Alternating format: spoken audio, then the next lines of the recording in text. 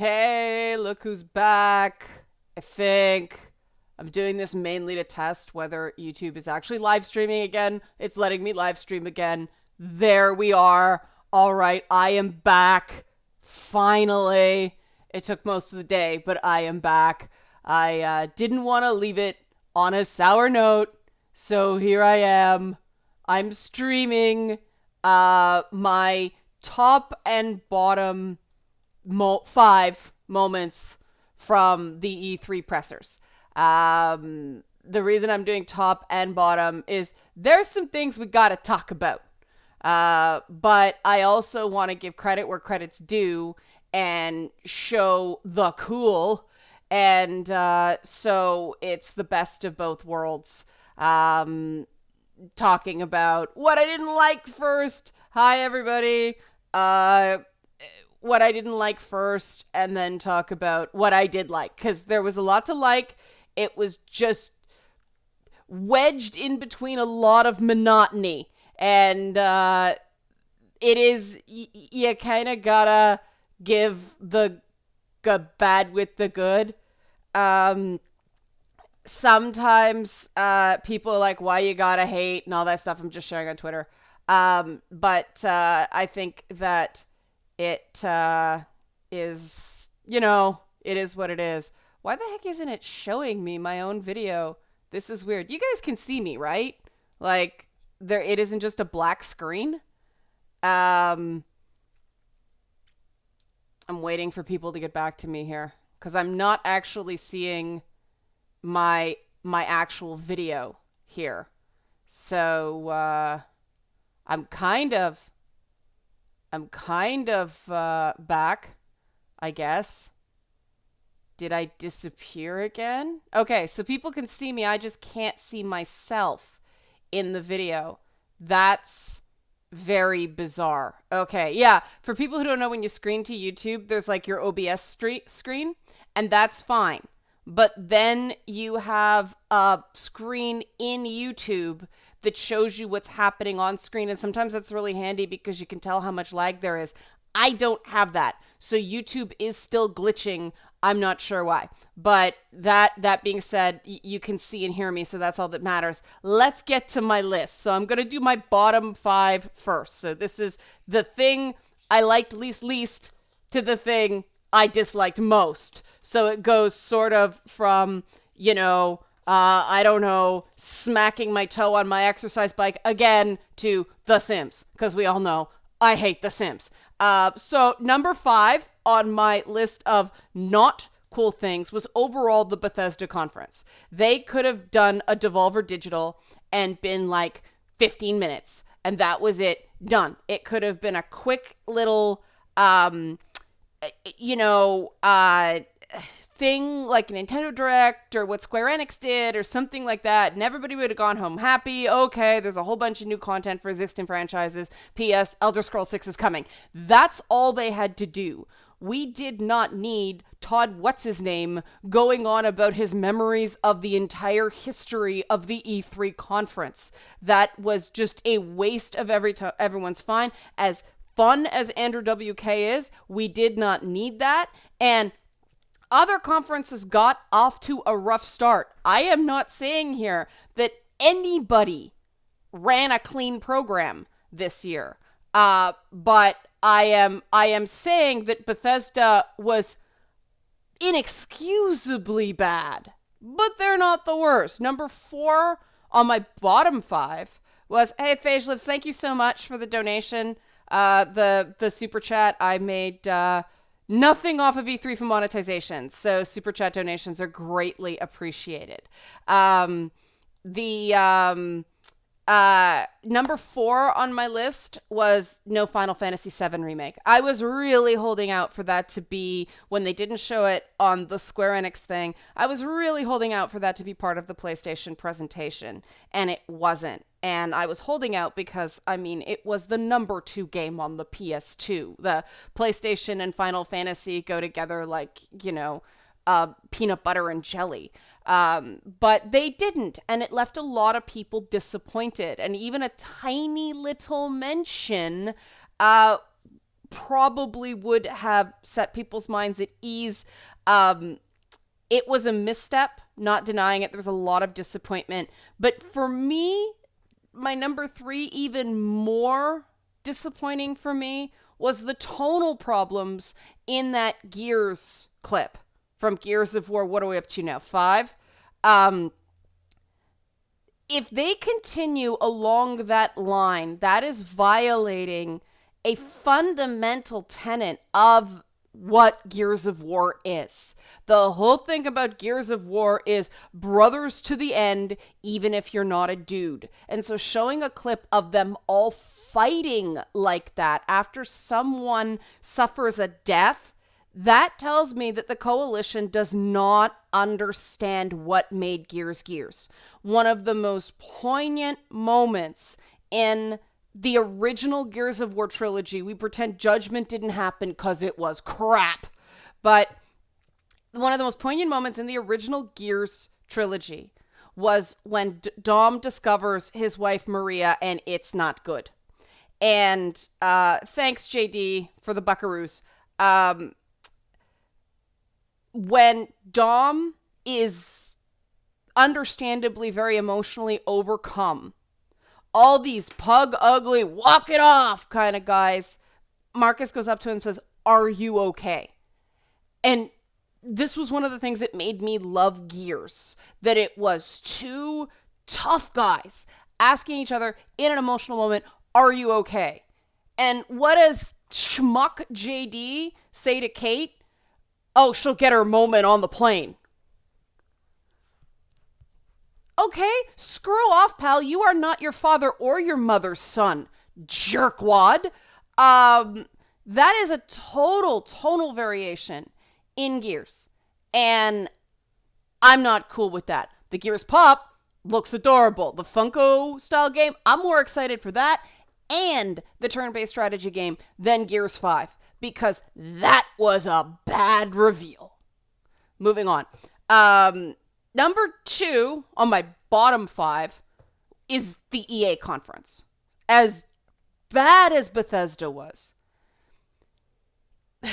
that Bethesda was gold compared to EA. EA feels like a media event from back in the days of E3 when it actually was a media event, before everything was live streamed. And so they came out and they talked to you and they gave you everything. It was half business presentation, half hype machine, because we were media and the expectation is we'd be able to do it in we take the boring and make it interesting. Thank you, Scott. Now, EA has gone direct, not just to consumer. The EA presentations are not just for, they are for the die-hard fans. They are for the shut up and give me my money. Shut up, let me give you my money crowd.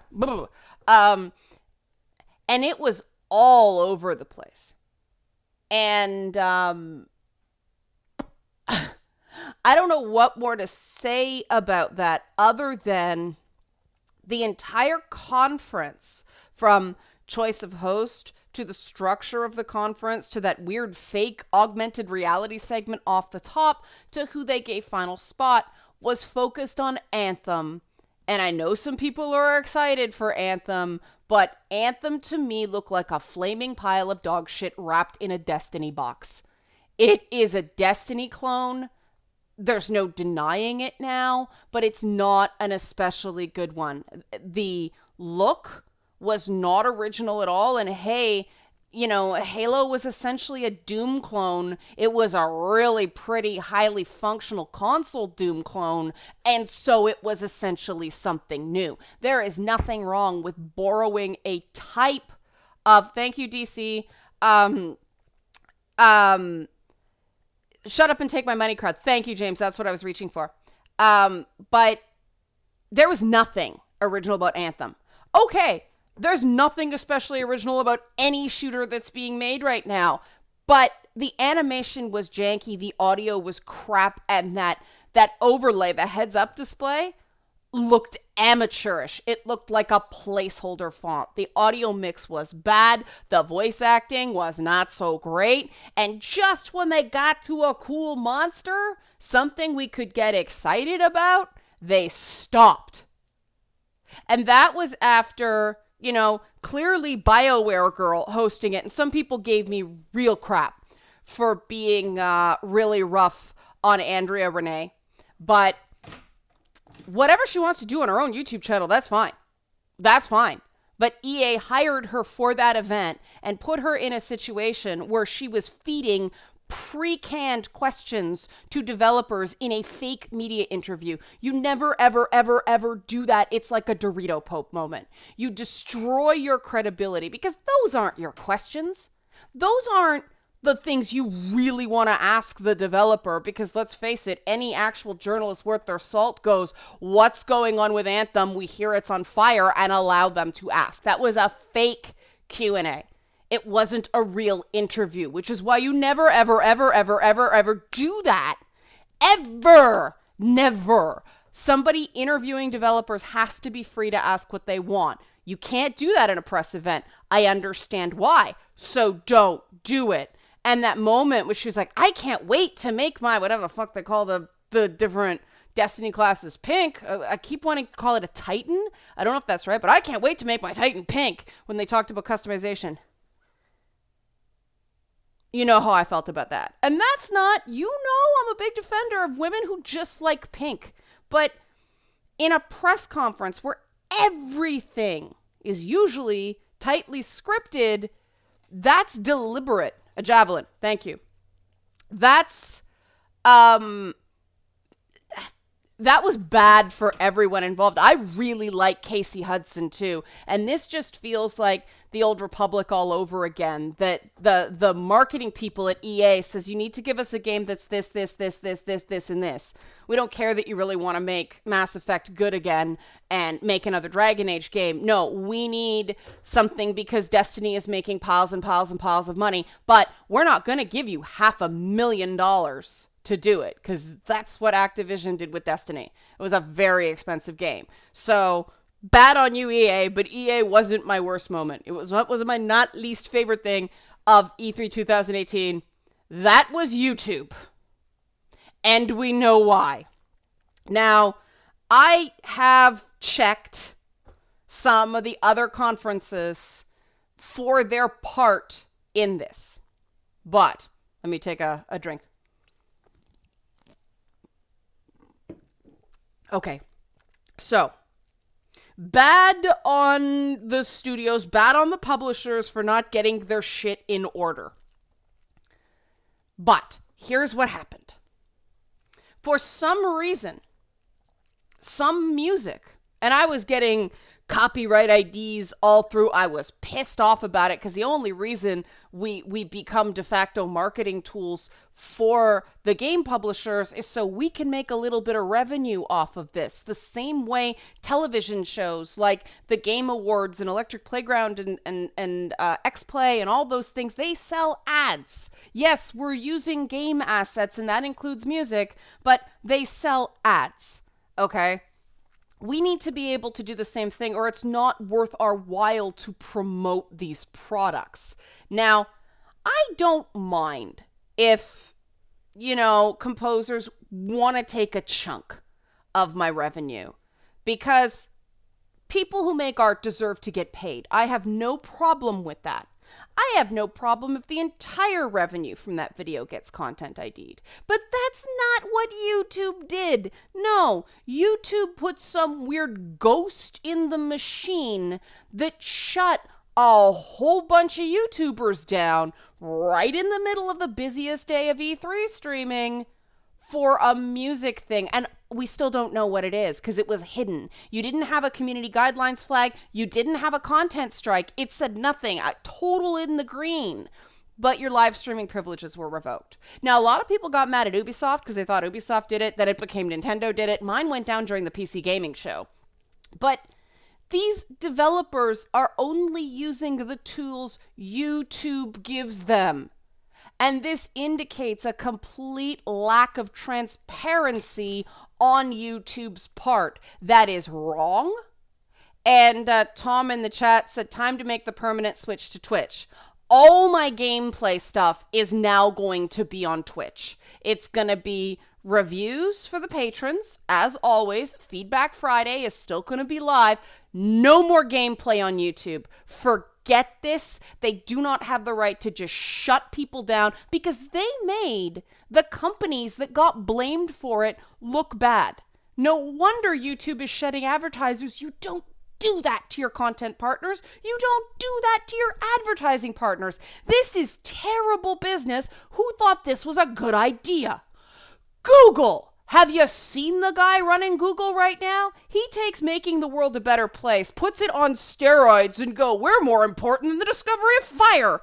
I am Red Leanna K on Twitch, by the way, guys. So I am still trying to figure out what I'm going to do with the Twitch schedule because you have to do 7 videos in oh my god, it's actually censoring stuff. That sucks. Sorry, Dragon Water. That was not me. They've reset all my live stream preferences, by the way, too, when they gave it back. Screw you, YouTube. I'm going home. Actually, I'm going over to Twitch. But it's and this brings me to some issues with Twitch. I almost put Twitch on this list, but I wasn't angry enough. I watched a few of the live streams. The quality, the video quality is so much better than it's been in past years. But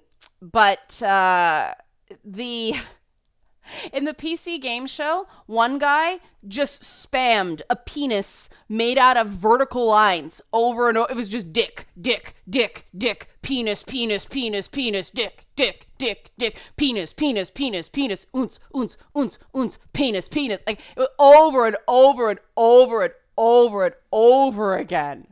And that is a crappy user experience. Like people are going to be seeing dash penis in their sleep. Like, nobody is... You can get bots that do a better job at making the chat usable than... Can that be a song? Somebody can just take that, put a trap beat to it, and go with it. Oh my god. Censoring comments. So sorry, guys. People are like, what just happened? That's funny. But yeah, that was my experience streaming on Twitch or watching a Twitch stream. And it's always been like that. And people have bots and things like that. But really, like, just have somebody sitting there on these services taking that stuff out. Like, other people have to watch that garbage, and yeah, you can turn off the chat. But part of the thing that was so fun during the streams was that we got to kibitz and we got to go back and forth, and I got to read your comments. You know, that's what's so fun about doing the live streams with you guys. Yeah, so there's stuff to work out at Twitch, but they don't shut people down unless apparently you do nothing but violent games and porn, which is a reasonable rule. I mean, at least people understand what Twitch's rules are. But yeah, I set up the auto moderator on Twitch, and it's not very good contextually. When I was using it, people were saying things that were perfectly fine and getting held for review, not like, YouTube's doing to me right now. But okay, let's go on to my top 5, because that's the good part, right? This is why we're gamers, because we like stuff and we want to be allowed to like stuff. My number 5 was, and I believe there's a developer for this game in the chat right now, so full disclosure, I think there might be, but I did not know that when I made this list. I made this list before I started, but the Smash Brothers Ultimate announcement and then Star Fox in the Ubisoft game Starlink, that was legitimately exciting for me. I mean, you guys saw me in the stream. The way they did the reveal of Star Fox was so good. You guys kind of saw, because it was like the cool little spaceships, and it's like, oh my god, this is so cool. I'm gonna get this for my friend's son because he's gonna love it. Because the toys aren't just chunks of plastic; they're cool spaceships. And then you saw that little close up, and you saw the fur on the eye, and then like Star Fox, like, and I'm like, that looks like Star Fox. And then they pull out, and it's like, it is Star Fox! And I think my comment was, well, Ubi just did a barrel roll. It was a really, really, really good reveal. And then Smash was the same way. Putting every Smash Brothers character in a game together and it not being a ton of microtransactions, it being a bunch of unlockable characters, making that game balance, I'm sure they're not going to get it right at first, but just the effort. Like, it's almost like Nintendo is going to, you know, the hardcore franchises like Killer Instinct and Mortal Kombat, and we'll see what Soul does, but,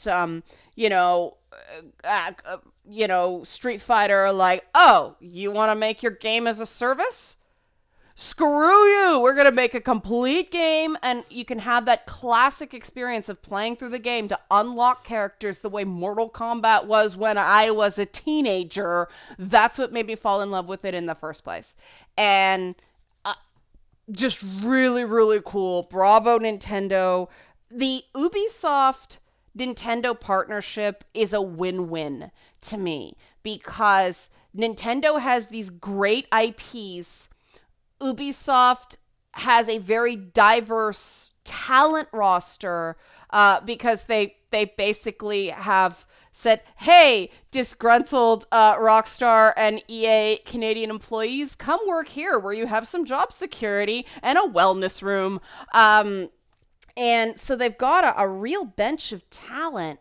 And so they're able to use these Nintendo characters to do things like Baby's first turn-based strategy game. It's a solid game. I can't put that game down. The Rabbids Mario game, and then they're expanding on Donkey Kong. Good for them. There was always a Donkey Kong, but those could be very, very funny. Then they're doing the Star Fox partnership. Activision did have a Donkey Kong tie-in to Skylanders, and a lot of people are being a little bit down on, well, it's another Toys to Life thing. But the problem with Toys to Life in that period is it got way oversaturated. There's absolutely nothing wrong with the idea of Toys to Life. Those things are going to sell because it's that Starlink game is very much aimed at the kids who are watching, Star Wars, Clone Wars, and Rebels, and want to play space battles. And I can see kids. The toys are cool. They're not just little posed plastic figures with a near field chip in them. They're decent toys. And so I can see a kid running around the house with a spaceship, and then they can play it. And the nice thing is they can turn off the game system and continue their adventure in their imagination. And that's why I was really bullish on Toys to Life myself. But it's a good partnership. I've spent enough time on it. Let's move on. My number 4, and I know I'm going to take some crap for this, putting this where it was, but my number 4 favorite thing was Microsoft. Mainly for, hey, there's going to be a turn-based strategy game, which I will probably play cross-play on PC, for Gears. The Gears pop looks cute. More Cuphead. Legitimate excitement. Can't help it, had to go on there. And then they had the Cyberpunk trailer, which looked really good. It seems like a good fit for CD Projekt's particular brand of nihilism. Turn-based strategy or turn-based tactics? That's a good question, Tiamat. I'm going to have to find that out. Thank you for checking me on that. But there were some issues with the Microsoft presentation that brought it down. The biggest being it was just too long. The first rule you learn in any sort of entertainment is the mind can absorb what the seat can endure. That's great that they did 50 games and 15 exclusives, but it's too much. And there was too much similarity in the pacing of the trailers. So it was like nature reveal, dramatic music, slow reveal, pan out, subtitle to set up the thing, music surges, reveal character, fight, fire, water, air, battle. It was so repetitive that while every single one of those trailers may have been cool on its own, the sum total was kind of boring. They also killed it in the middle. That service stuff, EA made the same mistake, but all that service stuff, the take your money plus whatever, plus extra of the year, put that in the pregame show. People are here to see the games. This is E3, Electronic Entertainment Expo. You better be entertaining, and a lot of it was kind of boring. That being said, and the fact that it was forced and there was way too much chatter, and they had all those game consoles, and I expected there to be some big, I don't know, battle royale something. And wow, all the battle royale jokes, because people expected a lot of Fortnite clones. Sorry, Walter, I'll get to your question in a minute. And there weren't, and so all those battle royale jokes fell flat. But I expected some big demo at some point, and they only used 8 of those machines. That was weird. This is not Pabst Blue Ribbon.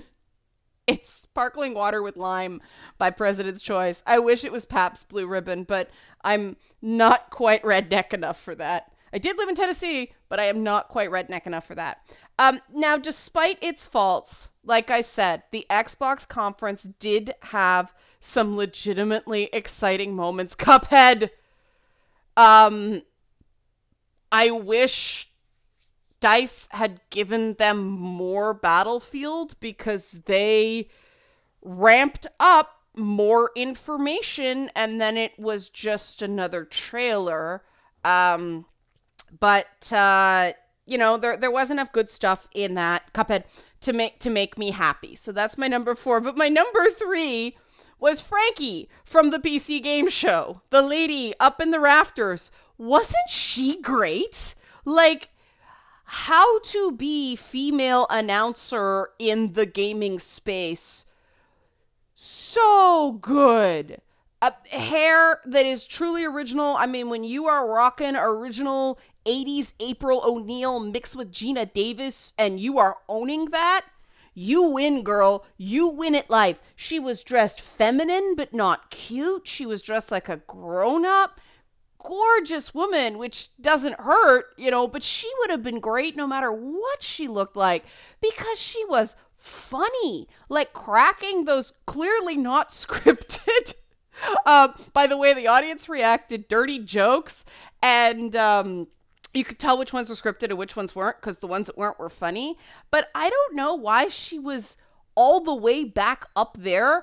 Next year, Frankie and Nina Struthers, just mash up, please. I want to write fan fiction from that. And if you don't know who Nina Struthers was, she was the crazy woman from Devolver Digital. And they get an honorable mention. The only reason they weren't one of my most exciting things is there were only a couple of games, and I don't know why they didn't include Serious Sam 4 in that presentation. But it was a lot of fun. It was a good skewering. The RoboCop homage to that was really good. But the woman who plays Nina Struthers, nobody knows what her real name is.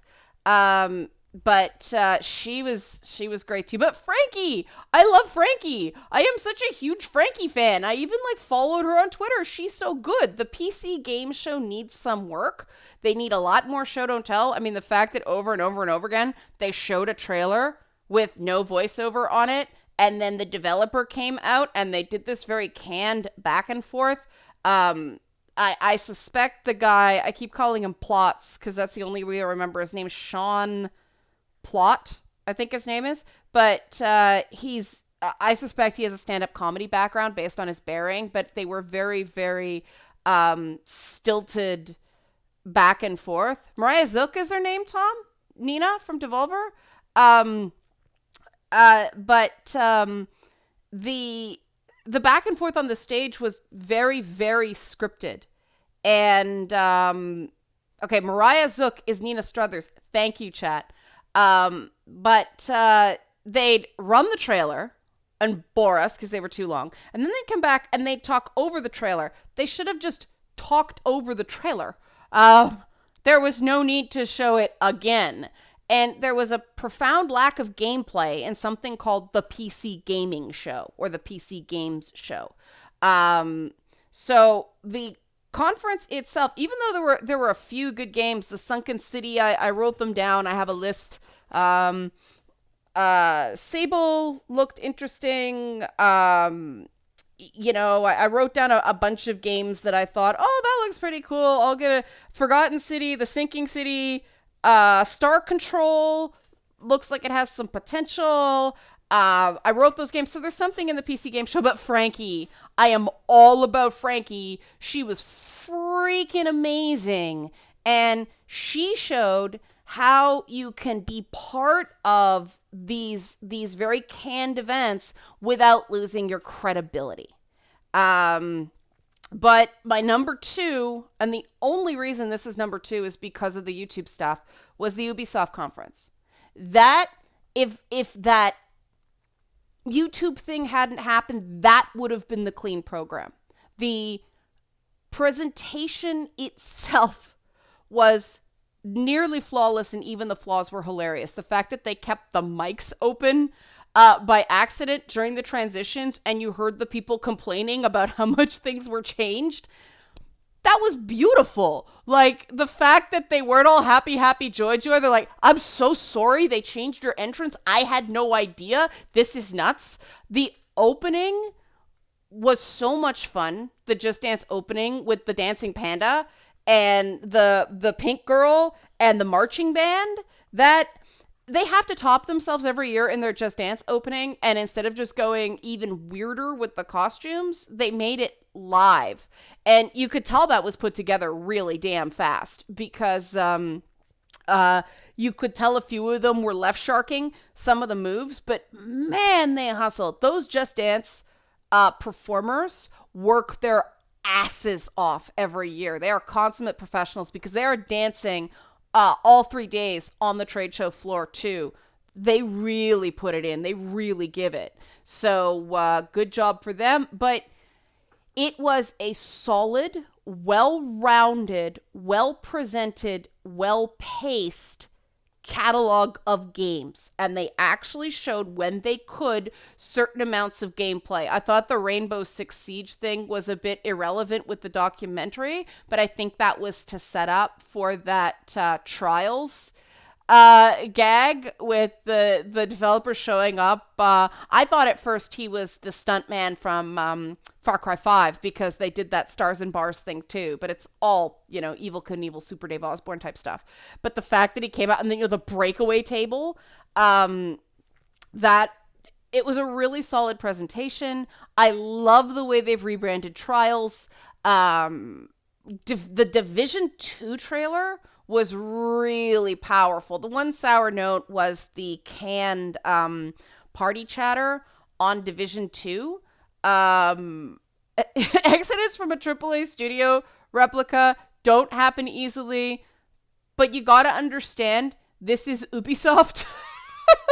I mean, if somebody's gonna, hire a drunk or stoned audio guy that just leaves the mics up, it's gonna be Ubi, because they take these crazy risks, and sometimes they succeed, sometimes they fail, but it's the risks I want to reward. And on that note, I want to talk about, games like Transference, that crazy partnership with Joseph Gordon-Levitt's company as well, where you can actually put crowd farmed art assets into the game. Um, this is interesting. Replica still thinks the hot mics were intentional. I disagree because I have had to deal with Ubi PR before they cut me off. And no, they don't like their staff criticizing their products. They don't do that. That's not. Back in the day, they were a little looser, but not now. But it would have been less authentic seeming if the mics were supposed to be up and it didn't continue. They, about a third of the way through, they stopped the hot mics. So, because I love when who was it? It was the blonde lady. And they went out and they showed it. Then you hear on the mic, "We nailed it!" And you would have expected, if it was deliberate, to leave the mic on, hearing everybody freak out over, Miyamoto-san going back there to meet the developers of Starlink. That would have been, but overall, just the sheer quantity and quality and diversity of games from Ubisoft was very, very nice to see. When you see the other big publishers cutting back the number of games they cover. Yeah, Meredith, it's too bad Ubi cut me off. The woman they hired to be lead in Canada hates my guts. So that was that. Can't get back in. The woman I used to work with, who's great, got promoted to the U.S. office. She got a promotion, which is great for her. I'm happy for her, but it's lousy for me. So when you look at what EA's shoveling out, which is a lot of games and services, and you look at what Activision is shoveling out, which is also games and services, Ubi putting out as many games as they are. I mean, the thing that saves EA is that I forget what they call it anymore, but games like Unraveled and Sea of Solitude, those were exciting.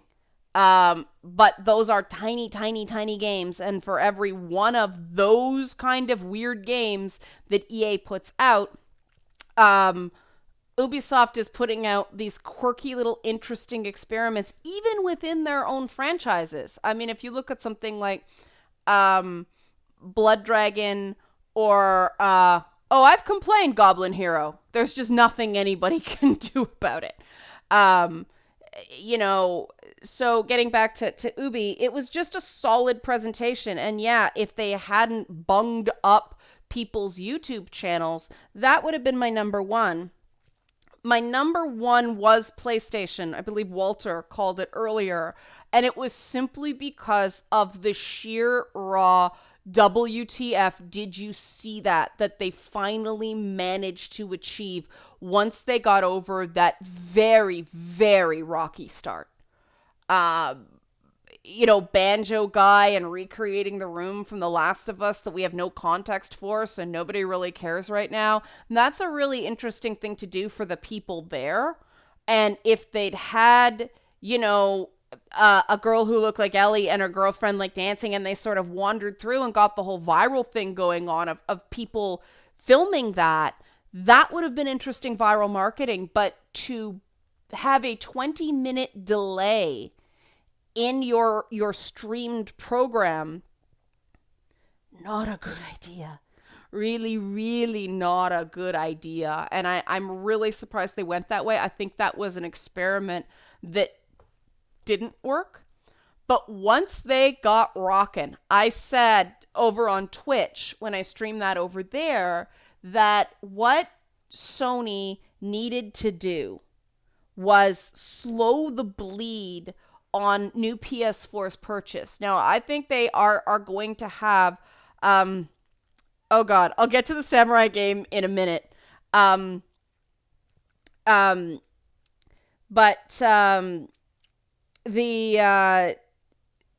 they had to do was staunch the bleeding. Now, I think people like me are going to slowly upgrade to PS Pros And so the drop off is not going to be as strong as they're warning their investors it will be. But they did that. They dropped some legitimately exciting titles. The fact that Last of Us 2 was not the thing that everybody was talking about. I don't think that presentation was very good. I get that it's Pride Month, and if they wanted to go that way, that's awesome, but they should have just gone all the way and said Happy Pride at the end. I don't really understand why it went from Ellie kissing her girlfriend to a guy getting disemboweled and her committing the ultra violence on people. There are some really cool things in that trailer that kind of got overshadowed by two girls kissing. But then they come back to the girls like, what? Are we supposed to believe that Ellie's like psychotic now? I don't understand. But it didn't matter because as much as where's Joel? Because it is the story of the two of them and that sort of father-daughter thing they've got going. It feels like they're just, sorry, Joel, you don't matter anymore. We have our diversity. It was strange, and I hope Naughty Dog gets its act together, because if Amy Hennig leaving was, the death of Baldur that creates Naughty Dog Ragnarok, it's going to be a little upsetting. I don't want to see Ellie being a douchebag. And yeah, Zoella, in the chat, people were like, no way the girlfriend gets out of that game alive. No way. Just, we're calling it. She's a red shirt. But then when they got into the actual program, that Pirates of the Caribbean reveal on Kingdom Hearts, that was a game changer for me on that franchise. That shows that they're really expanding what they're doing in that game. And then the Resident Evil remaster, somebody's been spamming the chat with that. It looks really good. That gore skin rip they did. And that was another one I got excited. It's like, what is this? Are we looking at rat vision? Squish. Yeah, we're a rat. Bye, Ratatouille. And then you see the Raccoon City badge. And Zoella,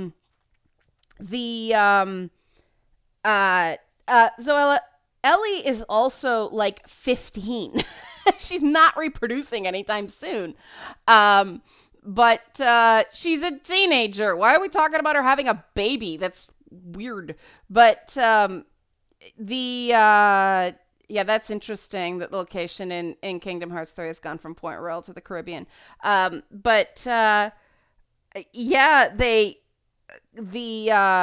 The Resident Evil thing, the way they revealed the RE2 remake, really, really, really, really well done. And then Ghost of, oh God, I was having so much trouble saying this properly. Tsutsuma. I'll get it eventually. But Control looked really cool. There was a lot of really neat titles, but I think that Death Stranding just brought the house down.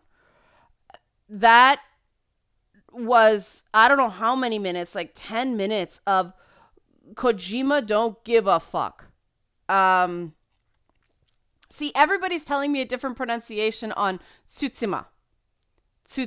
And I'm doing the Hebrew pronunciation, so I'm mixing up my pronunciations. But there is a like Tsu-si-ma. The T is not silent. So some people are saying it's Tutsima, which isn't, and some people are saying Susima, but it's actually in between. It's Tsutsima. And that's Sony going, screw you, Gaijin. We're gonna make you pronounce our games our way. And I think that's a really good sign in gaming right now. The Japanese developers have to start saying, screw your Yankee rules. the somebody has got to take gaming back from the outraged fringe. And it ain't gonna be EA. They're pandering to them. And it ain't gonna be. Ubi did some of it. One person in my stream was getting on the whole space monkey thing with a black woman, and everybody just kind of ignored them because there was an actual monkey there. But I think Ubi does diversity well in that they do it when it makes sense and they don't do it when it doesn't make sense. I mean, they don't have a bunch of black people in Greece. They're just tanned. But the Japanese developers have just gotta stop caring. And the fact that people were going, it's Norman Reedus and it's Norman's fetus, and then he has sore Norman fetus. But Zoella says that Sony took gaming back from X-Bros. No, they took it. The X-Bros were never gaming. The X-Bros, I deal with this in the next Lady Bits, but they were grafted on. And, I love that with Death Stranding, they're letting Kojima be Kojima, which is Japan's David Lynch. And that's so important because all these people who talk about games as art really don't want art that challenges them. And Kojima is always extremely challenging in a psychosexual way. The fearlessness of that Sony press conference, the fact that they did in Ghost of Tsushima, hey, that was better. The fact that they had the elder woman and then, the other samurai, and they fought and she yielded, and people in the chat were going, a man got to win. And because that was a friendly competition and that was just the story. And in a Japanese context, that's a very honorable act. And we can't put our Western lens on that. Like, it means what it means in Japan. And we, we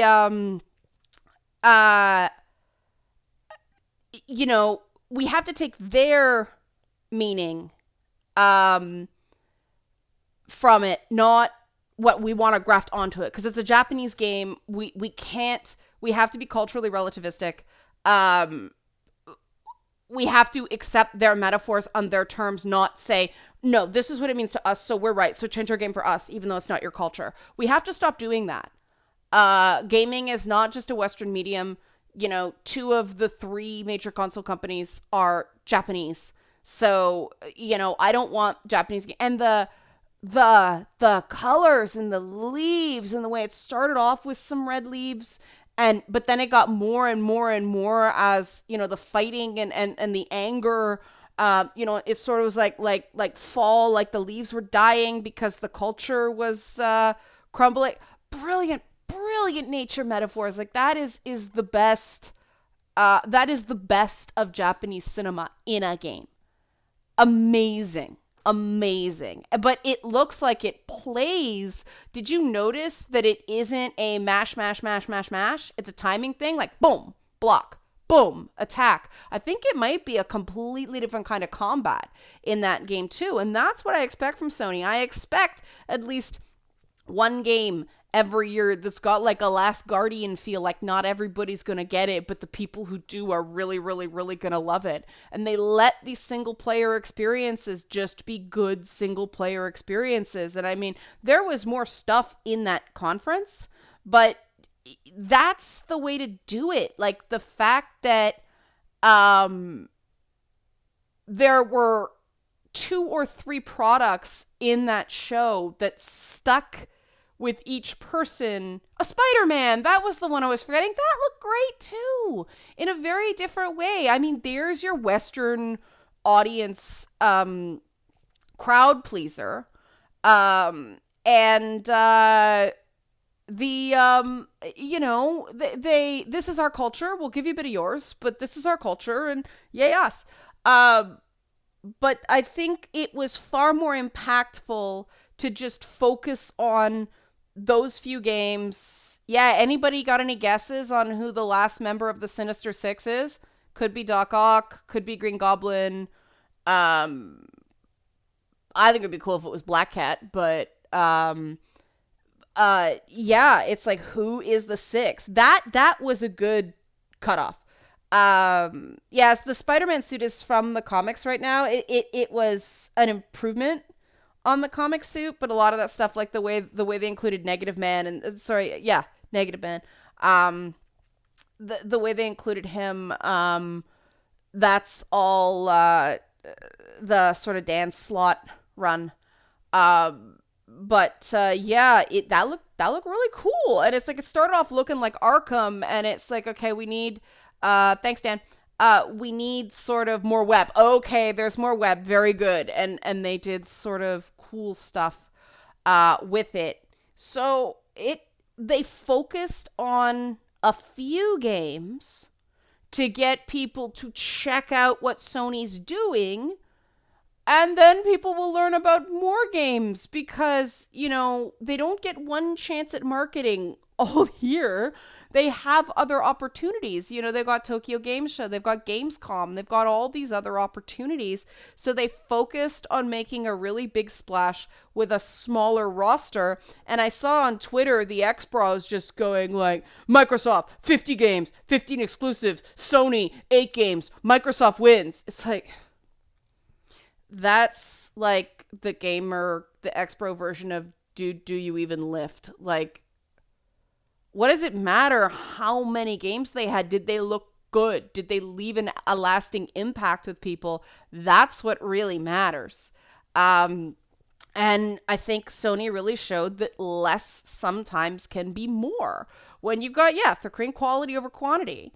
And you do have to pick your moments at E3. I can tell you at the Sony booth, they do tend to have a lot more of their like little downloadable games playable on display.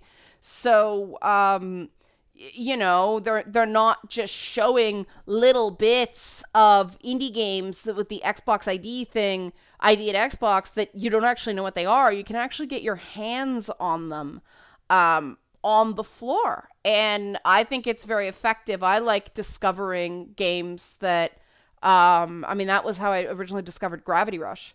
It was just there.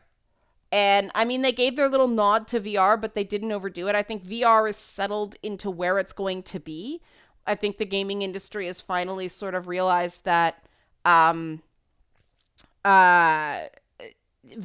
is just a novel display and a novel control. It is not a new way to game. But yeah, it's PlayStation took it just because they made the least impactful mistake. Nobody ran clean, as I said, but there is a distinct feeling based on this E3 that, counter to the portents of doom that the games press continues to say about the industry, gaming is doing just fine. There's lots to play. There's reasons to buy systems. There's reasons to upgrade your PC.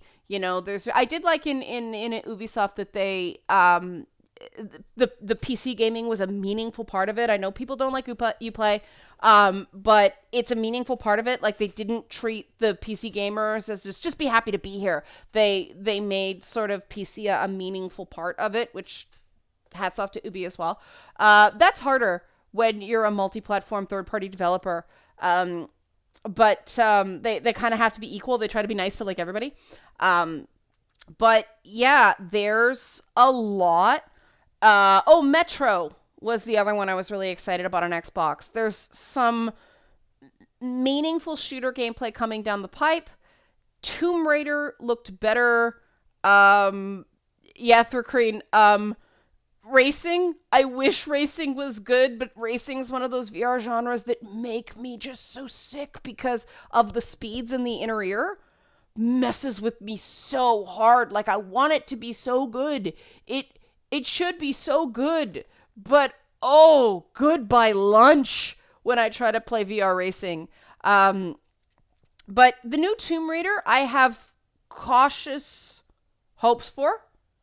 Cautious. Um, just because it looks like they're going into more of the original suit, like with the top. Um, and yeah, Dan, Metro is a great shooter franchise. The stories aren't that good, but the actual shooter gameplay is fabulous. Um, and sorry, I'm missing. Kaze, there we are. Did I like AC Odyssey? Um, yeah. Uh, I was originally like, "Meh." I'm a little burned out on ancient cultures. Um, but I did like what I saw. I liked that the Greek people actually looked Greek and actually had Greek accents. And some people were snarky about that. But one of the things I like about the Assassin's Creed games is I notice this in Black Flag especially, but the languages they use yeah, Dan, the environment in Last Light is gorgeous. In a really rundown way, but it's cool, especially when you go up on the surface. So well done. Um, but in Assassin's Creed, I like that you're climbing around the ships in Black Flag, and you hear Dutch and you hear Spanish, and I that's the sort of diversity in games I want to see, like normalizing hearing different languages and seeing people who are different when it's appropriate. Like, linguistic diversity is actually quite important. I want to get through Origins before Odyssey comes out because I'm behind on my Assassin's Creed.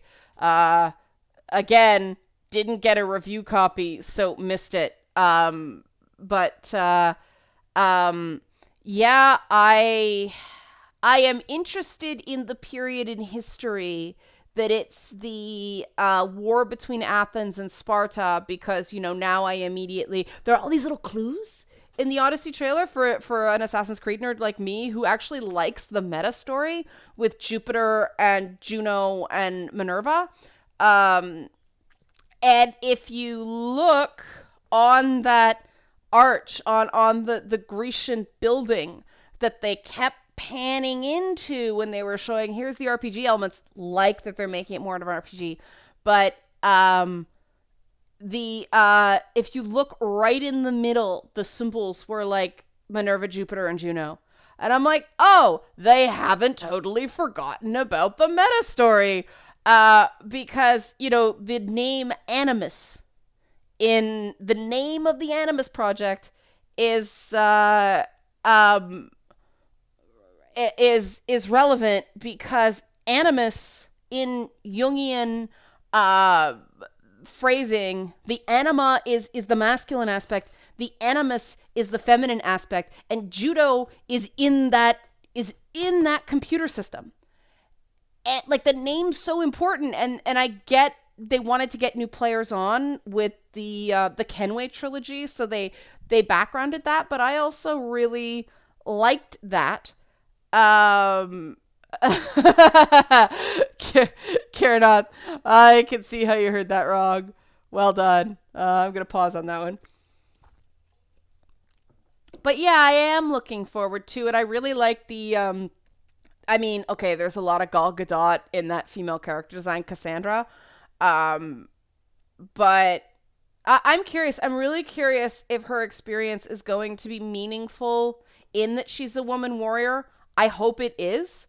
I get why they wouldn't. This is a how do you want to fail question, because it would be very different, especially if you're going up against the Spartans, because the Athenians and the Spartans had profoundly different ideas about the role of women in society, and they both thought the other was funny because of the way they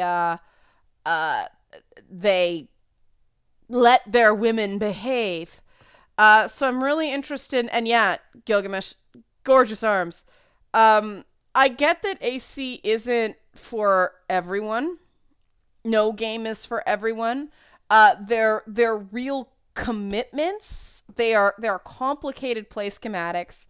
But I do kind of like that they're stepping into. I believe she's Athenian, Walter. Yeah.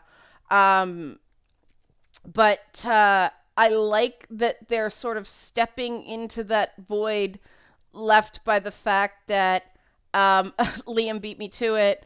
Uh, BioWare doesn't make RPGs anymore. They make action games with RPG elements. Um, I like that they're stepping into that breach because they know there's a player base that likes that sort of thing. So why wouldn't they? Because they've got oh, what's that other franchise? They've got Beyond Good and Evil is becoming their straight up action sci-fi franchise. They don't need both. Um the So I like the shift because you look at the overall lineup, it actually makes sense. Ubisoft didn't have an RPG, and there were really kind of natural RPG elements within Assassin's Creed anyway. So I thought that was very cool. Um, and yeah, there's a way. James is right. There's a way they could get female warriors in. I mean, keep in mind that in Assassin's Creed, they uh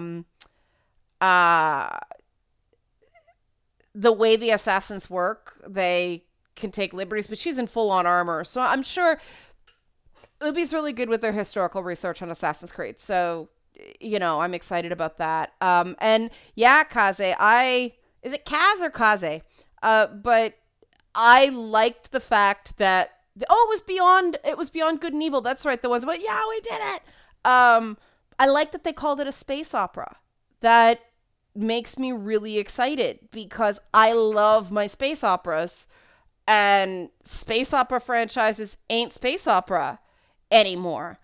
Star Wars was originally supposed to be a space opera. It's not so much anymore because they want to be gritty.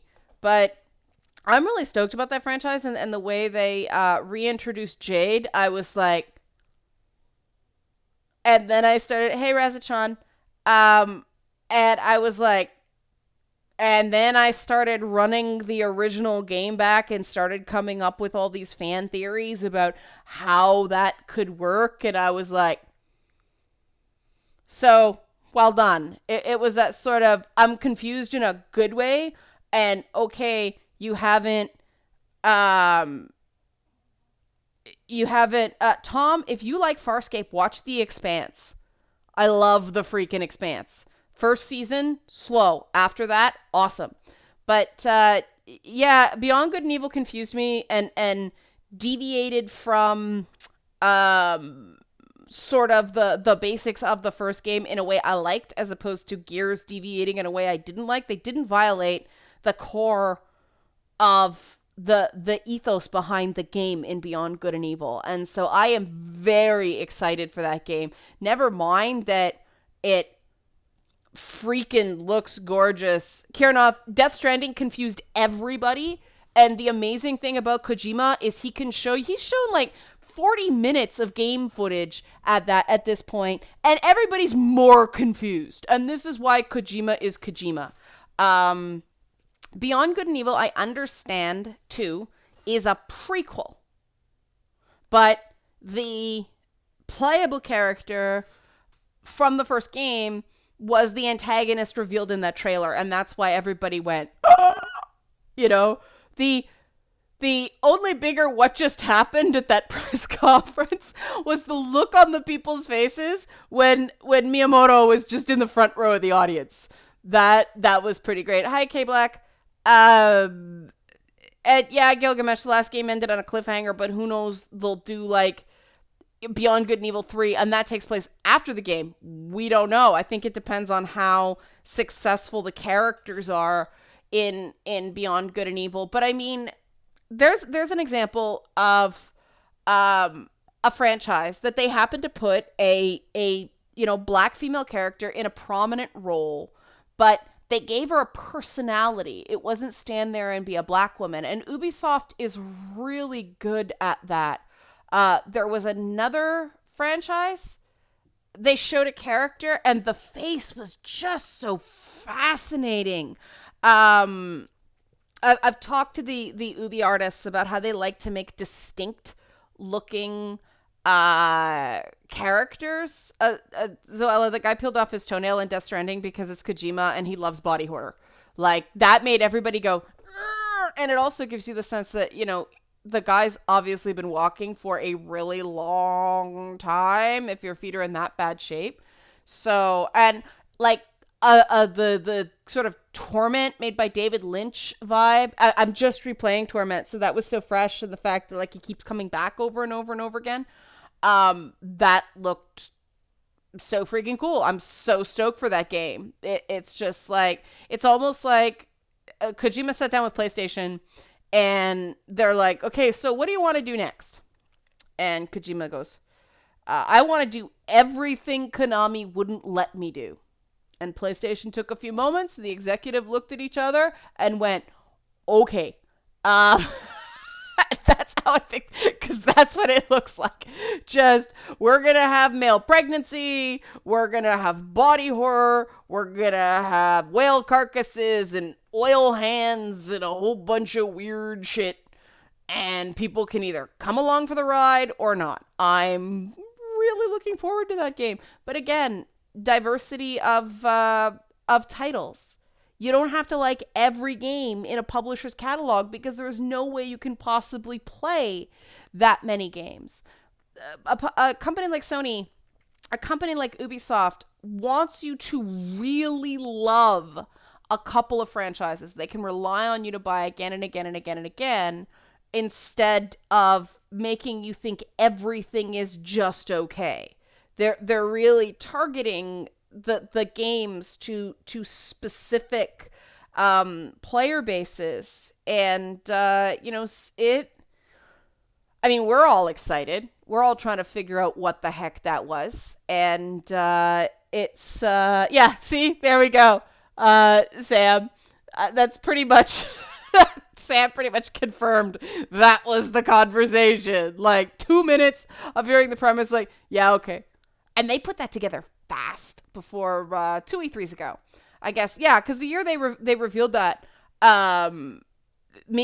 had sort of a rowdy women's section at the PlayStation press conference, and the trailer was so weird, and he had handprints on his butt and everything like that, and we were just like, this is Kojima. Are we gonna see penis? We might see full frontal. Are we gonna see dick? And, we were all just like, and then we started going, penis, penis, penis, penis. And we were just so giddy because it was so tired. Then he turned around and there was sort of a long pullback of, full naked. And we were all like, yeah, because it's Kojima. And Kojima do not give a fuck. And that's what I love about Kojima. I mean, the Metal Gear games, I say this a lot, the Metal Gear Solid games are some of the most uniquely intense experiences I've played in games. He really knows how to take you on an emotional journey that is not always pleasant, and he does play with your expectations, and he does really challenge the player. And that's what art does, and that's what I really like about it. It's sure, I want my romanticized franchises and I want my safer franchises, but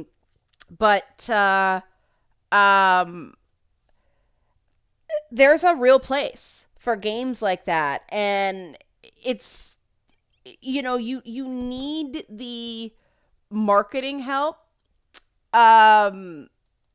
Okay, Oran, this will be the last point. Because, yeah, this is a fair thing to bring up. Oran Dark Lord says, the thing that bothers me, if a bunch of gamers in an E3 conference audience cheered vagina, vagina for any reason, there would be a dozen articles about how evil gamers are from the game's press. And, oh yeah, that Shark Simulator game, that looked fantastic, the Knave. What conference was that in? Because that looked a lot of fun. Was that the PC Game Show? I think so. That looked like a lot of fun. The shark game. But here's my thoughts. If in a context like that, it was body horror and it was just man eater. Thank you. Um, um, if it was in a context like that, I don't have a problem with people being giddy in a situation like that. And this is my issue with the way the dialogue about inclusion is handled. Um, I don't have a problem. It's like I said in the last episode of Lady Bits when I wore that like Sindel corset. I said to people in Feedback Friday, like, guys, you know, when somebody wears if I wear something like that, I am not offended by saying, you looked. There's no way not to. And so I don't like this climate that guys feel like they can't say anything because people will go and trash them. I think we should live in an environment, especially in gaming, where people are there to have fun and understand that people are going to get a little giddy and get a little silly. And all it should take is for somebody to say, can you stop that? It bothers me. And someone says, okay, sorry, no disrespect intended. And they just stop. That is all that needs to be done. The problem is gaming kind of went to, if somebody says, can you please not do that while I'm around? I don't like it. It's grow a thicker skin. And so both sides are wrong. And so we've got this, Meredith, I was getting to that. Well done. Meredith said, okay, let's be honest. We all had a problem with the baby peering out of the vagina. And if you watched into the trailer, that wasn't a vagina. But like, to me, that's the solution. That people are allowed to be as silly as they want, but when someone says, hey guys, cool it, we do.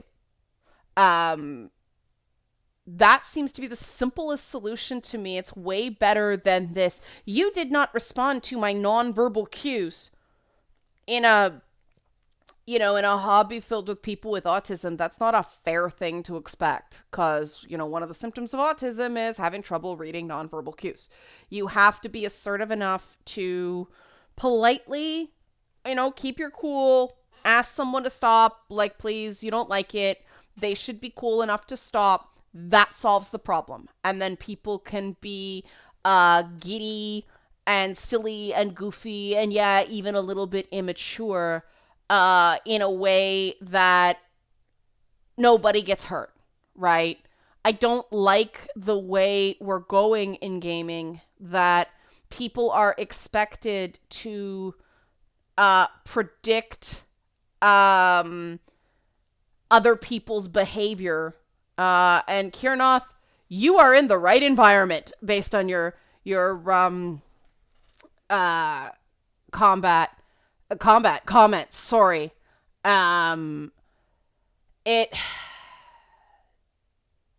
This is a phase, guys, and I say this as, OG original gamer. I've been gaming as long as games have been around. I'm older.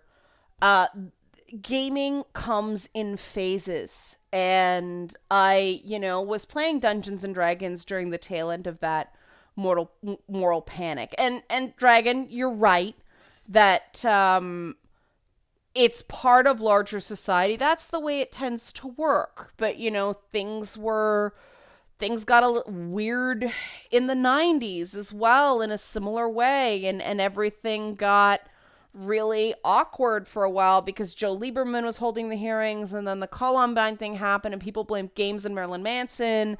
And so there was this whole politically correct wave in the 90s as well. And then everything swung the other way, and the problem is things got too stupid and people didn't do things because they're fun. They did it to sort of lash back out at, you kept us down for 5 years, now we're going to get back at you, instead of just going, okay, that sucked, let's move on. And the big problem, and the gaming industry is especially bad for this, that people don't act like grown-ups who are supposed to be grown-ups. And if you go out in the real world, um, there are certain things that are just sort of not problems in the real world that are problems on college campuses and certain microcosms of society that seem absolutely huge on the internet. But again and again and again and again and again, we see um, based on election after election and television show after television show. And, every time we take the pulse, this radical social justice stance is not the mainstream. That's not how most people think. The alt-right is far from the mainstream. That's not how most people think. Most people are somewhere in the middle, and everybody kind of has their different lines. I was just talking today to somebody where we were like, remember how we used to be able to have like casual conversations about politics without people going crazy? Yeah, that was about 3 years between the moral panics of the 90s and the moral panics of today. But there were those 3 golden years. And the problem with media is, as the Knave says, it magnifies extremes out of proportion. And if you spend all your time online and don't spend enough time talking to people, Cass, you read my mind. If you don't spend time talking to actual people, you get a very skewed perspective of what's actually going on. And or on you're not wrong that the problem is with the games press is that it got gobbled up by, I know, what is this outside? Meat space. What is this? Why does the light burn?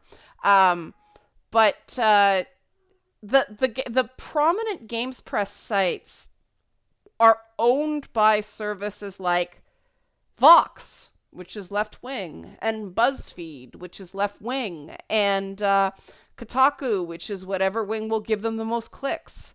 And I was hoping for more of a pivot from Kotaku when they were acquired, but they're still leaking games and wrecking launches and generally being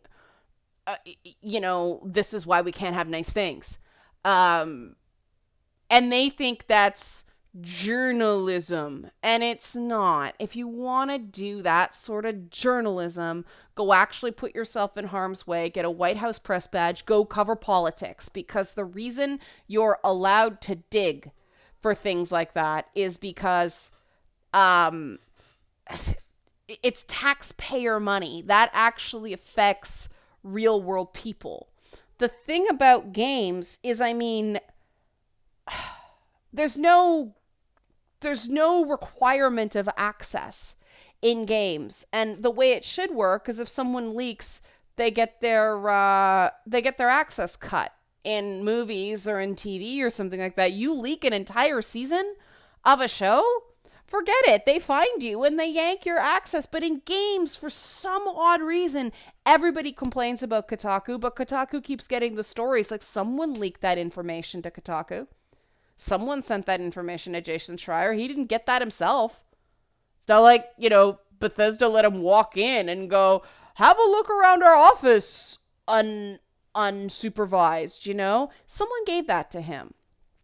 And that person damaged the Bethesda launch, which is part of the reason I put it lower on my list than some of the other stuff. And that's not cool. There are certain things that you just shouldn't do, but too many people nowadays do not have a respect for, I gotta be careful how I say this, because it can be really taken the wrong way.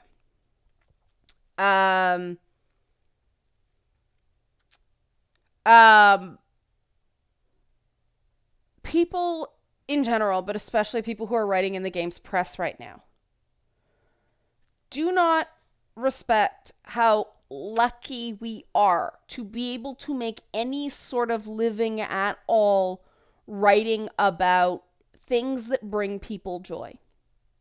That was one of the choices I really made in my career. No, I didn't. Time to Japan. I didn't see what happened in Division 2 today. But in my career, when I was sort of, sitting the fence on whether I wanted to be a serious journalist and do like objectively important things, or whether I wanted to do stuff like comedy and video games that made people happy, I'm like, well, I can decide to make the world a better place, which I can't control. I don't have the skill set required to get into politics and actively change the world. What I can do is make people's lives a little brighter, a little more joyous, a little more fun today. And I think that if more people in the games media recognize that first and foremost, our jobs are to help people have fun.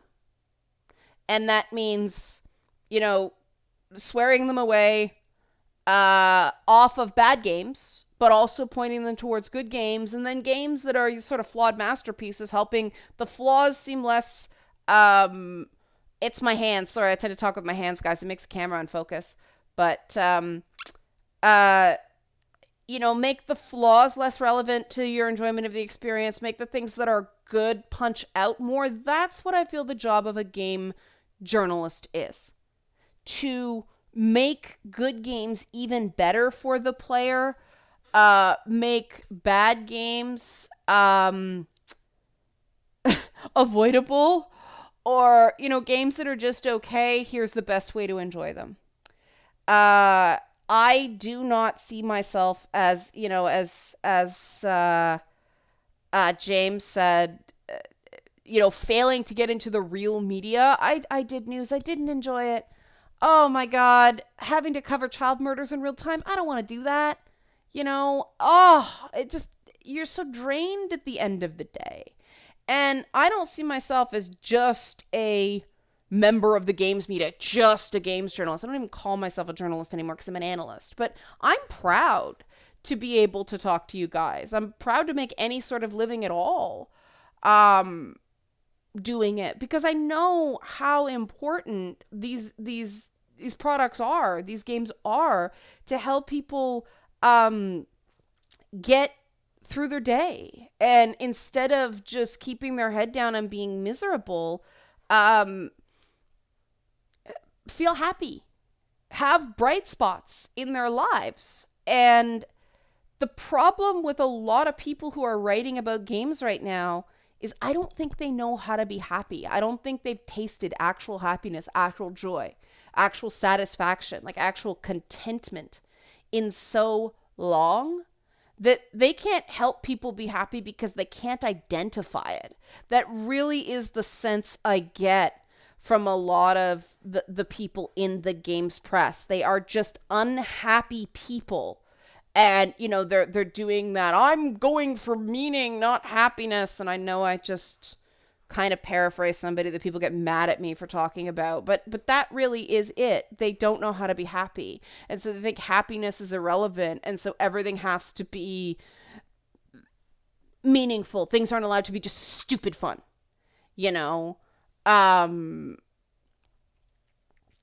And I don't do that. I cherish the ability to make your games better. And by that, I mean more enjoyable, but also by speaking my mind and by, how do I put this? I think that if I have an issue with something in a game, somebody else is probably going to have the same issue, but they don't necessarily know how to put it into words. And so I say it, and I take the shit for it. But you have to, because that's one of the things I'm good at. I'm you know, people can scream and yell and call me every name in the book and try to dox me and do all that stuff. Um, and it doesn't make me cave. It doesn't make me change my mind. I'm just too damn stubborn. And so they're not going to get to me the way they get to other people, and that's part of the reason they just ignore me. And yeah, Mimi, some of it is making people feel less worried about how they'll be seen for being a gamer. And Stung Stung says, I just want to play my games. I get so tired of the political BS in real life. And yeah, Mr. Gauze, I deal with the I hate the Sims thing in Lady Bits. It's an element of joke. And that's one of the things that drives me crazy. People can't. I do things and I think they're such obvious jokes, and like I share things that to me are clearly jokes. And I'm constantly surprised by how few people understand that not everybody is stone cold serious all the time. And your politics don't have to infect everything. Like, that's not what the personal's political was supposed to mean. Wow, I didn't expect this conversation to get this heavy. But, guys, you have clearly not watched Lady Bits. Go and watch Lady Bits now, because I deal with the I hate the Sims thing in an episode that, it's funny, it's one of the less watched ones. So people are missing the funny there's a King's Quest joke in there. It's so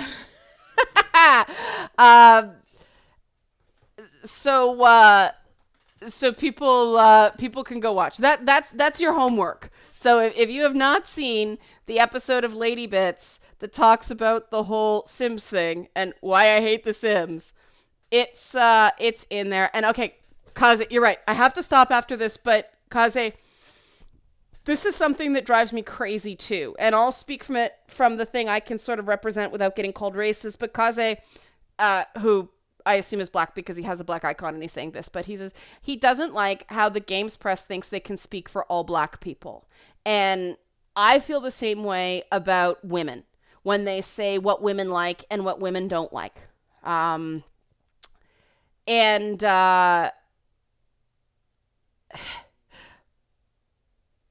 No group that big is a monolith. People in a group like that don't all think the same way. And it's really interesting because the way I grew up in a predominantly black neighborhood. So, okay, Kaze, I didn't want to... is it Kaze or Kaz? Do I pronounce both syllables? I know I asked you this before, but I missed it. The people I played games with growing up, my gamer buddies, they weren't white because of the neighborhood. They were black people and brown people and Asian people and you know, so it is completely foreign to me. Thanks, Ben. That the default gamer is a white guy, because I had, entire gaming sessions growing up. There was not a white person other than me there. So this idea that there's somehow something othering or weird or unnatural to people who are not white men who play games. It is Kaze. Okay, I was right.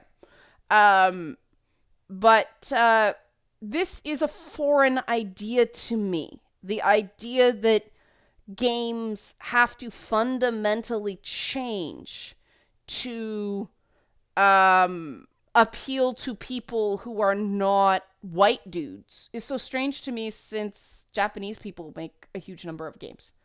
The Korean says is also incredibly patronizing because suggesting that group is not capable of doing whatever, so let me be an ally and help you.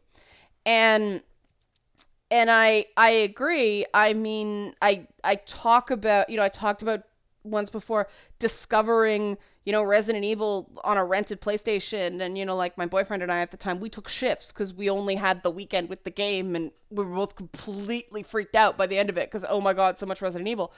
I never mentioned that he was mixed race. It's not relevant, and it kind of pisses me off that people would see the story totally differently if I add that detail. And that shouldn't matter because it's two gamers enjoying the game. The idea that our identity politics only matter if we're not in this arbitrary in-group that does not matter. I mean, I do think representation could be better, especially in military games, because the military is becoming more and more and more browned just because of who's enlisting. So I do think, but franchises are good prediction, Phage. There's this. Oran, that's a good rumor. I started off looking like Glowy Box. I was just kind of like this, and then they chiseled me out of it. And I think it's interesting because Toronto is so multicultural, and because I grew up in a very multicultural part of a very multicultural city. My thinking is not wired the way these Bay Area types are. I mean, I know I've talked about this before. Kaze, have you played Watch Dogs 2? Because one of the most brilliant scenes in the whole of Watch Dogs 2 was, I call it the two black guys talking at Google scene. And they actually get into it that, oh God, there's two whole black guys here. Stop it. Stop sounding so straight. You're making them nervous. And every time somebody comes in, it's like, hi! They try to be like super extra nice and whiten their voice so that they don't scare the very white Silicon Valley company. And I'm like, you guys went there. That's awesome. And that's the problem with the organized left, the sort of economic left, that they never look around the room and realize how white their room is. And if they're claiming that there's all these intersectional systems of oppression keeping people who are not white, straight, cisgendered men out of the room, what does that say about their room? And then they'll point to the, the 5 gay guys that are still white men and go, oh, the second game's so different, Kaze, from the first one, from the first Watch Dogs, night and day. But, they point to the 5 gay guys in a room of 50 people and go, we're diverse. We have gay people. We have, we even have the T in LGBT. And you have no brown people there. You have no Asian people there. You have no, you have one person who's a quarter black and they're really, really angry about it. And you claim this is a diverse room? Because if you go into the so-called very progressive games press, it is still overwhelmingly white men. And that's why I keep saying, if you're really serious about this, you take the first move. Don't expect the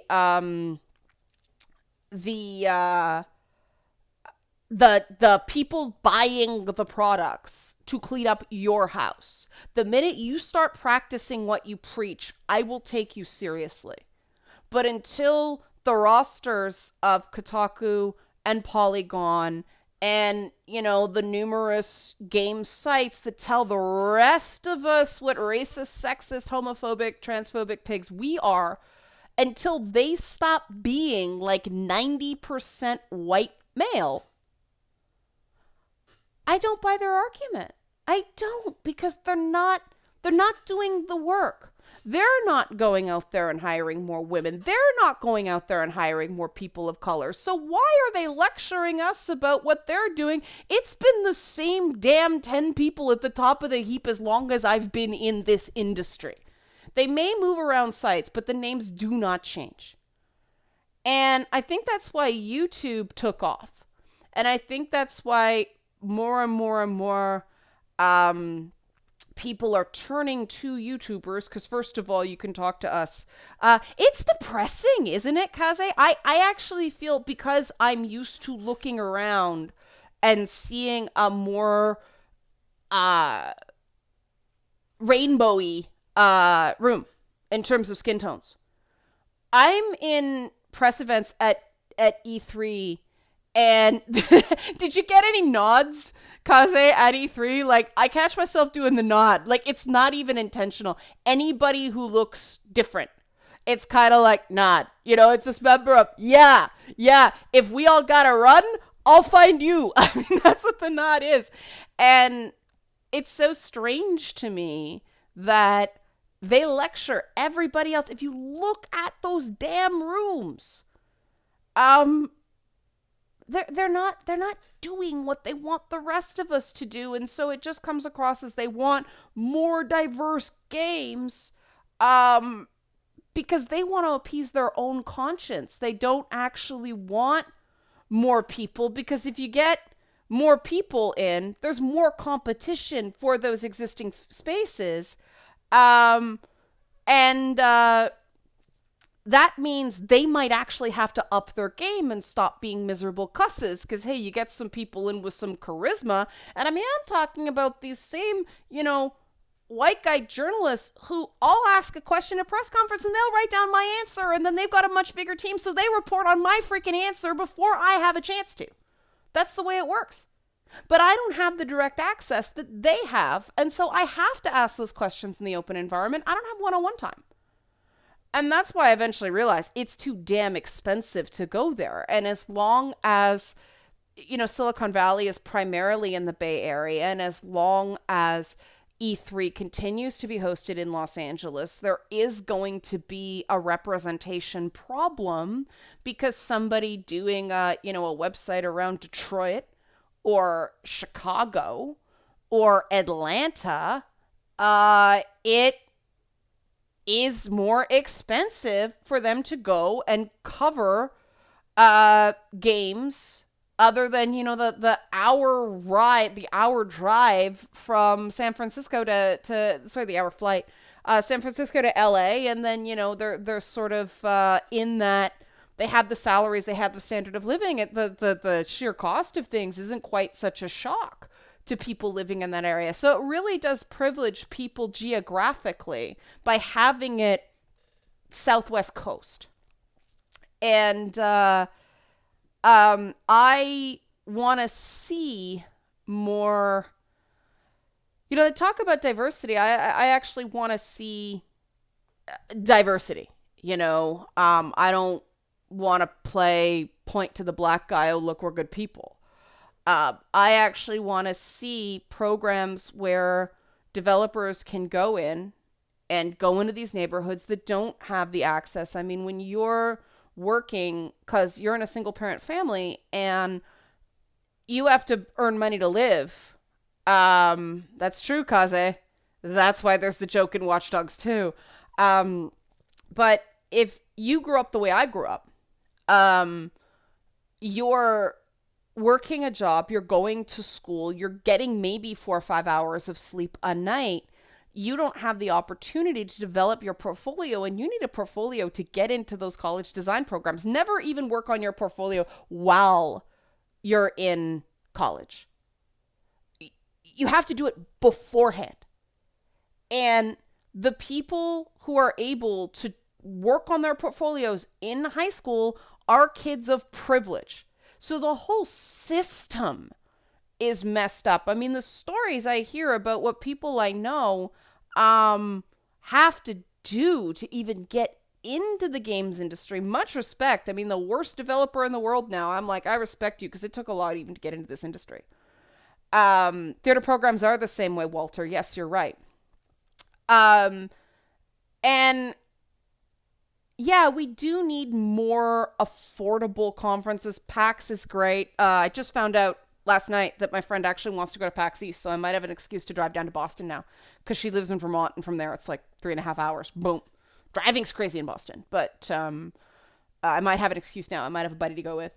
Um, but yeah, there are um yeah, that's a good point, the Korean. The left does tend to look down at blue collar people. I noticed the language is a real um issue because blue collar people don't have all the right words. Good night, Julian. Yeah, I got to wrap soon too.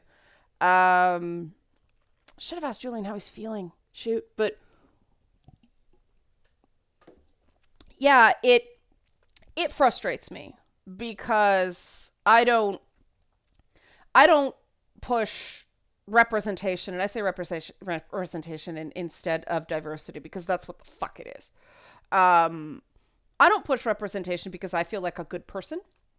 I push representation because I believe it's right. I believe that the industry is not getting the best talent because uh, I'm a big fan of hip hop, and some of the most creative, abstract thinkers come out of hip hop, and um, that you might notice the race of those people. So gaming is missing out on that talent by having a right way to do things. And it's the same thing with female creators. I don't buy that, oh, Hollywood's this far along and so gaming has to be no better. No, we should be better than Hollywood. We are better than Hollywood. But what YouTube did is, I'm still playing Lemonade. What YouTube did is open it up to people like me who no longer had to. Yes, agreed, Kaze. Absolutely. Kaze said, in his opinion, inclusion matters because people of color have been purposely locked out of being even able to show their skills. Agreed. But, you know, the nice thing about YouTube is instead of having to get permission from an editor to talk about something, to write about something, I wouldn't be able to talk about any of this if I had an editor. I can just get on here and talk to you guys and talk to you about what you want to know about for an hour and 40 minutes that I plan to be a half hour. That's the way these things work. That's the beautiful thing about YouTube, and that's why I get so mad about their, phantom barriers that they're putting into the system, because that's, people use the phrase keeping it real without knowing what it means. And, keeping it real comes from the idea that when you got nothing else, when you got nothing to lose, all you have is your integrity and all you have is your honesty. And you can't lose that, because if you lose that, then that means you really do have nothing. And that's the code. Yeah, I did talk about Control Gilgamesh. That's the that's what I came up in. That your ability to speak without bullshit is your best commodity. The problem is, and this is a barrier, this is one of the things that Kaze was, see, there you go. But what Kaze is talking about is that when you get somebody who doesn't have the benefit of a liberal arts education but is extremely talented, they usually keep it real. And that is seen as rudeness in white liberal spaces. And so you get in there, and it doesn't matter how talented you actually are, you don't fit with the group, meaning they're scared of people whose skin isn't as white as paper. And me. I have to be 10 times more terrifying than any person of color for them to be. I manage. They're still afraid of me. But, yeah, it's, people do gatekeep. And so there's a whole bunch of people who know what people want because they have families and they have relatives and they have access to communities that gaming currently does not understand. And then they go, well, we want to attract this demographic. And then you tell them how to do that. And they're like, no, we can't. We can't do that. And so you get this weird pandering stuff. And that's, why every time Devolver cut to the laughing nuclear black family in their press conference, I'm like, oh, that is so scathing. But, yeah, you're right. I'm really outing myself. But yeah, the Nave, the military does. Maybe that's why I get along with veterans so much. Is when you got to get the job done. There's a difference between being disrespectful and being what liberals consider rude. You don't necessarily have time to parse every word you say, but that doesn't mean you're being rude. It just means you have to use as few words as possible because you have 5 seconds and then everything has to go live. So you there now. Can you do me a favor? And, I'd really appreciate it if you could help me out and go stand over there. You don't have time to do that. You there now. That's all you got time for. And, yeah, that's interesting, Tiamat, the idea that liberals keep adding eggshells. And I consider myself very liberal. I mean, I consider myself, both progressive in terms of social policy, but the green, it's true. It's yeah, I get compared to Donna from Suits a lot, Oron. And the that's why I think we just have to sort of, I've been saying this since, Gamergate blew up. We sort of have to have our own space. And that's what disruptors do. They go, all right, this space isn't working for me. I'm going to make my own space. And so everybody comes into the space that's cool instead of the space that feels dated. And that's what I really feel we have to do with games. I just started taking shots at the games press because they deserve it. But, I played nice for a really long time because there are people who work there that I respect, and not everybody there is bad, but the system sucks. And for people who go on and on and on about systemic oppression, they're pretty blind. But if we sort of make our own space that is cool, the people will find the cool space. And then the less cool spaces will start adopting the things the cool spaces do, but they don't quite do it in the right way. And so they will retain, but then we're happy and then they're happy. And that's the way capitalism works. And that's why minorities tend to do best in capitalist systems. It's certainly not perfect, and there are still certainly barriers to access for a lot of people. But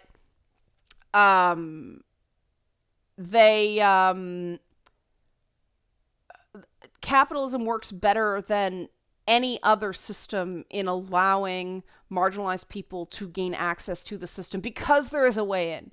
You have to be absolutely exceptional, like beyond exceptional to break in as a marginalized person in a capitalist society. But you can do it. As opposed to a system that is all about who you know and what relative is in the military and what relative is in, the party and all that stuff. There's no way in for a marginalized person in those systems. And that the funny thing is that's what the Witcher games more and more became about. But because it was sort of class-based and politically based instead of being race-based, the American media missed that. Yeah, Kaze, I bet you are. It's like, I am not trying to downplay...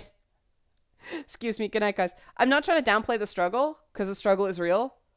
There's a reason it's called the struggle. But...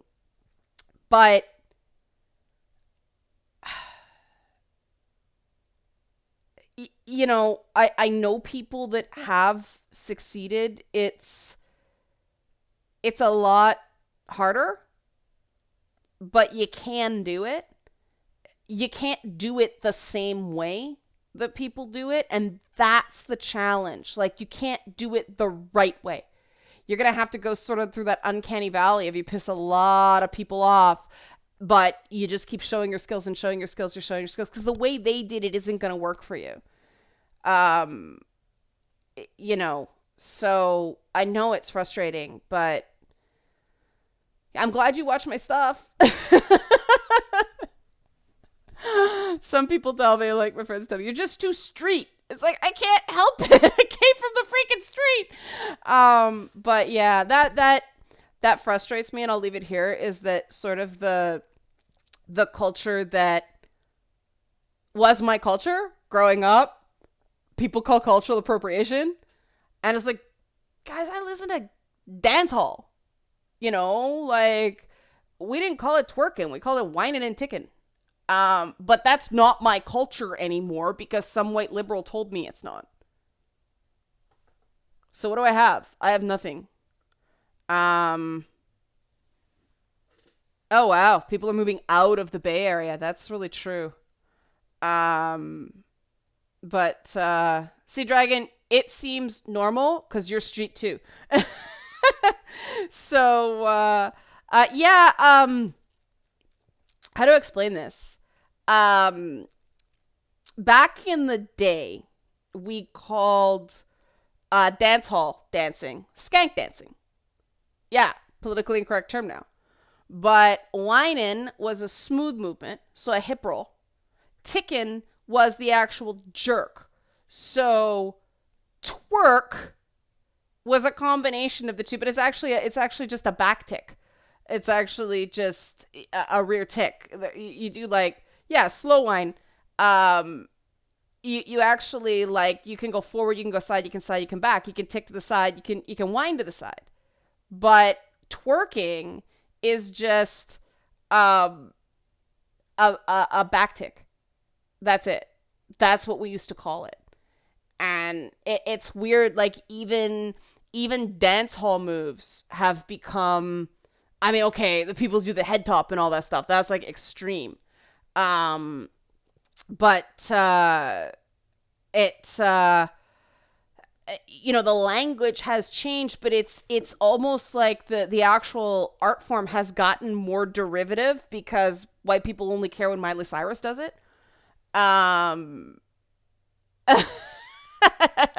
Your dad, April. Yeah. But and then there's whining, which is a form of dancing, and then there's lyman, which is hanging out. It's different. But no, I am not twerking for super chats. That's for Twitch, I understand. But Kaze, you are not the only one. I know people who, I had a guy just lose it one time. He says, "Don't say all black people can dance." I can't. So you're not the only one. But yeah, that was my big cultural experience. Wow, YouTube censored "Can small booty girls twerk?" Wow, it is Caribbean. It is. But sing for super chats? That's up with, I don't know what crumpin' is, Jamcal. I know what crunkin' is, but that's very different. But okay, this is getting silly now. And jumpin' is something. But if I twerk, they will definitely shut me down because they don't like body part stuff, which, anyway, I'm gonna wrap now because it's been almost 2 hours.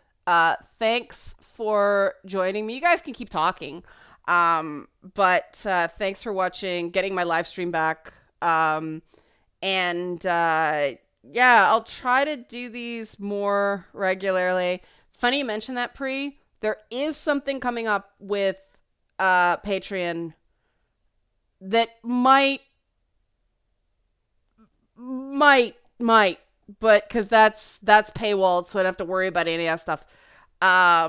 But everybody have a great night. Thanks for making me go on an hour and a half longer than I intended. But I am going to, What, like a sea shanty? Which sea shanty? We all have to sing along together. I always liked Whiskey Johnny at on Black Flag. Something from Animal Crossing.